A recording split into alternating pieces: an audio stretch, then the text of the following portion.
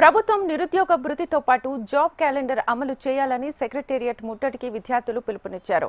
నిరుద్యోగ జేఏసీ చలో సెక్రటేరియట్ పిలుపునిచ్చిన నేపథ్యంలో విద్యార్థినులను పోలీసులు అరెస్ట్ చేస్తున్నారు. సెక్రటేరియట్ ముట్టడికి వచ్చిన డివైఎఫ్ఐ విద్యార్థి నేతలను అడ్డుకొని పిఎస్కు తరలించారు పోలీసులు. ఓయూలోనూ విద్యార్థుల అరెస్టులు కొనసాగుతున్నాయి. ఓయూ ఆర్ట్స్ కాలేజ్ వద్ద నిరసన తెలుపుతున్న విద్యార్థి నేతలను అరెస్ట్ చేసి ఓయూ పిఎస్కు తరలించారు పోలీసులు.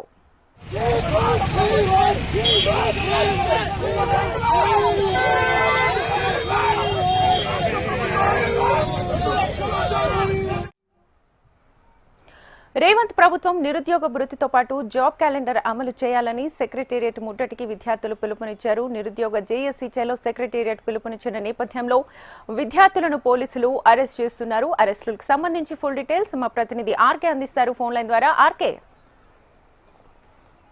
నిరుద్యోగ జేసీ ఈరోజు సెక్రటేరియట్ ముట్టడికి పిలుపునివ్వడం జరిగిందో అది కాస్త మొత్తం కూడా ఉద్రిక్తంగా మారుతుంది. ముఖ్యంగా ఏదైతే ఉస్మానియా యూనివర్సిటీ కావచ్చు, లేకపోతే బీఆర్కే భవన్ దగ్గర పెద్ద ఎత్తున పోలీసులు మోహరించి వచ్చిన వాళ్ళని వచ్చినట్టే అరెస్ట్ చేస్తున్నారు. మరోవైపు అసలు ఉస్మానియా నుంచే గేట్ నుంచి ఎవరు బయటికి రాకుండా భారీగా పోలీసులు మోహరించి వచ్చిన విద్యార్థి నేతలందరినీ కూడా అక్కడి నుంచి అరెస్ట్ చేస్తున్నారు. అలాగే స్థానిక ఓయూ పోలీస్ స్టేషన్ కి అయితే తరలించడం జరుగుతుంది.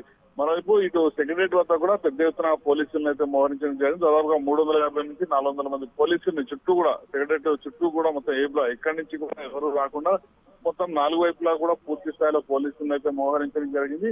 ఏ ఒక్కరు వచ్చినా కూడా వెంటనే అరెస్ట్ చేసే విధంగా మొత్తం పోలీస్ బందోబస్తు అన్నింటినీ కూడా ఏర్పాటు చేయడం జరిగింది. మరోవైపు ఇటు బీఆర్కే భవన్ వైపు కొంతమంది ఇటు సెక్రటరియట్ ముట్టడి వైపుగా రావడం జరిగింది. వాళ్ళని బీఆర్కే భవన్ వద్దనే అడ్డుకుని వాళ్ళని అక్కడి నుంచి అటు అరెస్ట్ చేసి తీసుకోవడం జరిగింది. మరోవైపు ఇటు సిటీ లైబ్రరీ ఏదైతుందో సిటీ లైబ్రరీ వద్ద కూడా పోలీసులు మోహరించి అక్కడి నుంచి వచ్చే వారిని కూడా అరెస్ట్ చేసి వాళ్ళని కూడా అక్కడి నుంచి తరలించడం జరిగింది. ఇప్పటి వరకు కూడా ముఖ్య నేతలందరినీ కూడా వాస్తవానికి నిన్న రాత్రే అందరినీ కూడా హౌస్ అరెస్ట్ చేయడం జరిగింది. ఒక్కరు కూడా బయటికి రాకుండా ముందుగానే అరెస్టు చేయడంతో ఈ రోజు పెద్దగా అరెస్టుల పర్వం అయితే కొనసాగలేదు. కేవలం ఉస్మానియా యూనివర్సిటీలో మాత్రమే కొంతవరకు కూడా అలజడి అయితే రేగింది. మిగతా అన్ని చోట్ల కూడా ప్రస్తుతానికైతే ప్రశాంతంగానే ఉంది. Right RK, thank you.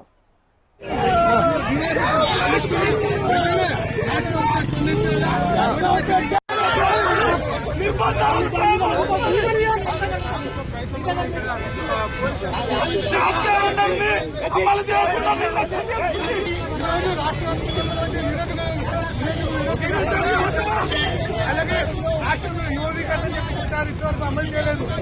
Urea కష్టం అమలు చేయాలి.